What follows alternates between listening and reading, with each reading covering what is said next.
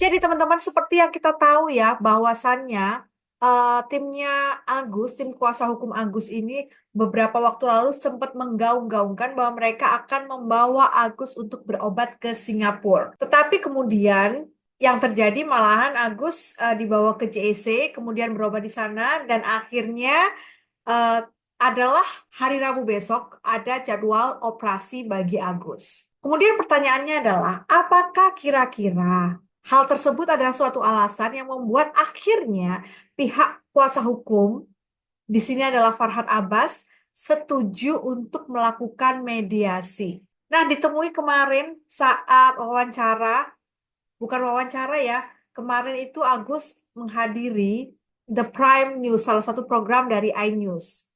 Dan di sana Agus menceritakan juga bagaimana sih sebenarnya kondisi matanya. Untuk lebih jelasnya, yuk kita coba langsung dengarkan saja rekamannya saat Agus menceritakan gimana kondisinya saat ini. Keadaannya, saya dengar informasi terakhir sudah bisa melihat, betul atau tidak?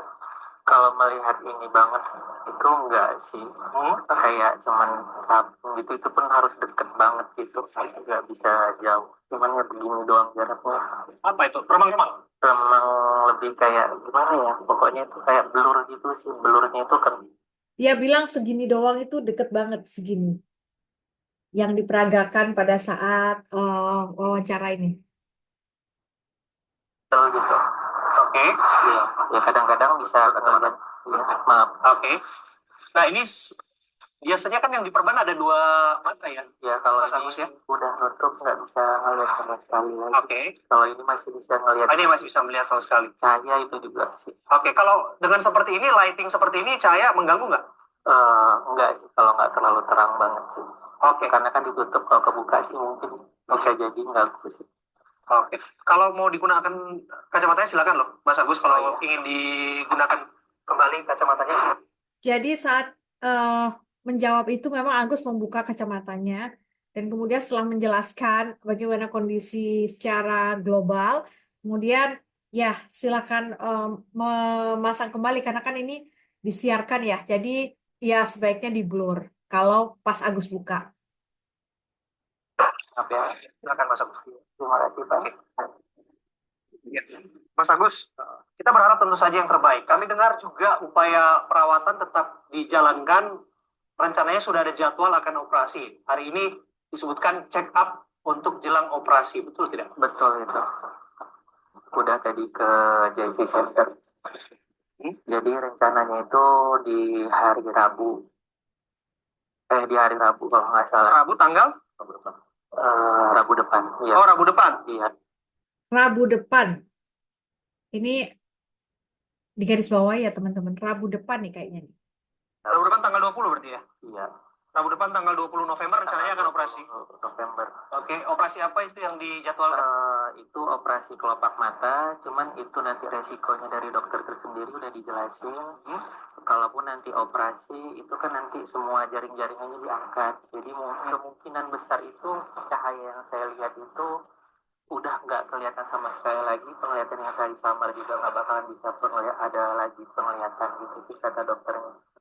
Itu resikonya. Itu resikonya sih katanya. Kalau misalnya itu juga kalau mau nggak dioperasi juga nggak apa-apa katanya gitu. Nanti dia nutup sendiri seperti mata yang di sebelah kiri. Tapi tentu ada hal yang ingin dicapai dong. Tentu ada apa ya kemajuan. Iya, saya sih nanti lewat operasi. Iya, saya sih kan keinginannya itu bisa penglihatan saya itu lebih gitu. Cuman kan dari kondisi mata saya dokter udah memvonis gitu udah berat gitu. Cuman ada rencana dari Pak Farhad sama Pak Krisnamurti mau bawa saya ke Singapura gitu sebelum nanti operasi ini, gimana kalau misalnya nanti ada ya mujizat dari Allah gimana lah gitu. Jadi setelah Agus ini mengutarakan kondisi matanya, bahwasannya ada resiko kalau misalnya Agus melaksanakan operasi, yaitu saraf-sarafnya yang lemah itu kemudian akan semakin mungkin diambil ya. Jadi ada pengambilan sehingga nanti bahkan dimungkinkan untuk tidak bisa melihat cahaya sama sekali. Dan di akhir, kemudian Agus bilang bahwa ada rencana untuk ke Singapura. Apakah ini mungkin? Gini teman-teman ya, Agus tadi bilang bahwa rencana operasi di hari Rabu. Dan kita tahu mereka itu belum punya paspor. Waktu pembuatan paspor itu ya kalau misalnya yang yang kilat itu ya mungkin 1 hari mungkin bisa ya. Tapi memang biayanya kan memang lebih. Kalau yang normal itu 1 minggu. Kalau kita hitung 1 minggu dari hari ini aja, berarti kan sudah melewati pada hari Rabu depan. Oke, kalau kita misalnya bicara mereka mau bikin quick, yang cepat. Ini hari Kamis, hari Jumat besok kan mereka sibuk. Apakah hari Senin, kemudian bikin paspor, tapi kan belum ada appointment dengan dokter yang di sana. Kemudian belum ada, you know, kayak memindahkan record medik dari Indonesia ke Singapura, itu kan juga nggak segampang itu, nggak kayak membalikkan telapak tangan. Jadi ini tuh kayak sesuatu rencana yang diungkapkan oleh Agus, tetapi itu hal yang tidak mungkin untuk dilakukan. Dan saya lihat di sini, misalnya Agus mungkin ya udah kadung seneng kali ya, oh aku mau dibawa ke Singapura, udah kadung berharap. Tetapi tentunya kuasa hukum yang memberi harapan ini itu apa ya kalau aku bilang ya, terlalu memberikan harapan yang besar gitu loh. Padahal mungkin ya mereka tahu bahwa itu nggak segampang itu. Ini belum ngobrolin masalah total biaya ya yang katanya Agus bilang akan di cover oleh Farhad Abbas dan Pak Krisnamurti. Kalau misalnya yang berangkat 4 orang. Tiket nih buat 4 orang, berapa tuh? Paspor buat 4 orang, berapa tuh? Terus stay di sana, nggak mungkin sehari 2 hari. Iya nggak sih? Pasti lebih dari itu. Gimana biayanya itu? Budget yang banyak sekali. Jadi rasa-rasanya kalau kemarin Pak Krisnamurti sudah ngasih DP 50 juta, katanya ya mau ngasih lagi kurang lebih 100, masih belum cukup sih. Itu menurut hitunganku. Nah, berawal dari hitungan-hitungan ini, kemudian aku kaitkan dengan eh, ketersediaan hati Farhad Abbas untuk akhirnya besok datang ke mediasi. Apakah akhirnya Farhad Abbas ini dalam tanda kutip menyerah karena kan memang biaya untuk pengobatan Agus ini nggak sedikit. Waktu yang dikeluarkan untuk ngurusin Agus juga nggak nggak nggak sepele gitu. Bahkan saat konferensi pers hari ini, Farhad juga sempat bilang bahwasannya ini kali pertama dia jadi lawyer sekaligus double jadi suster. Ini kata Farhad ya. Nah, kembali lagi ke prediksiku, kenapa akhirnya Farhad Abbas ini setuju untuk melakukan pertemuan besok adalah karena mereka ini sudah butuh uangnya untuk pengobatan Agus. Tetapi tentu saja, karena memang konflik yang berjalan, Agus ini nggak mungkin ucuk-ucuk datang ke Novi, kemudian kayak misalnya Novi minta yang dirembes segala macam. Kalau tanpa mediasi rasanya itu mereka akan kayak apa ya, kalah lah ya.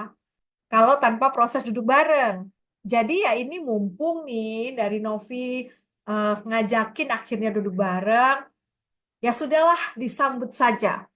Supaya nanti ya pengobatan Agus pun bisa berjalan. Dan uang yang ada di yayasan, uang donasi, bisa sesuai dengan keperuntukannya di awal, yaitu pengobatan Agus.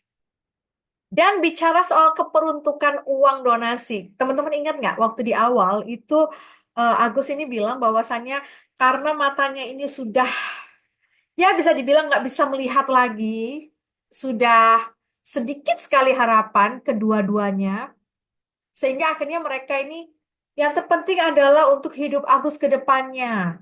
rencana mau beli A, B, C, D untuk kehidupan ke depan. Nah, tiba-tiba sekarang kok ya pengen banget diobatin dan bahkan pengen banget dibawa ke Singapura. Ini salah satu ketidakkonsistenan statement yang dibuat oleh Mas Agus dan keluarganya. Mungkin ya, mungkin Agus juga mendapatkan masukan nih dari banyak pihak.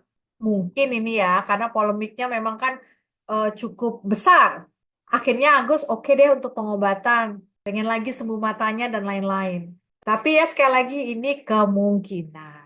But anyway, apapun motif dari Mas Agus dan kuasa hukumnya, mungkin benar juga mereka sudah menyerah karena perlu banget uang donasi untuk eh, pengobatan Agus selanjutnya. Di lain sisi ya memang itu yang sudah seharusnya terjadi. Bahkan hal itu sebenarnya bisa tercapai tanpa konflik. Kalau misalnya tidak ada lapor-melapor, tidak ada eh, seseorang yang diduga menunggangi Mas Agus. Itu lagi-lagi opini saya. Oke, teman-teman, apakah punya opini untuk pertemuan mereka besok? Silahkan komen. Terima kasih sudah subscribe. Selamat malam.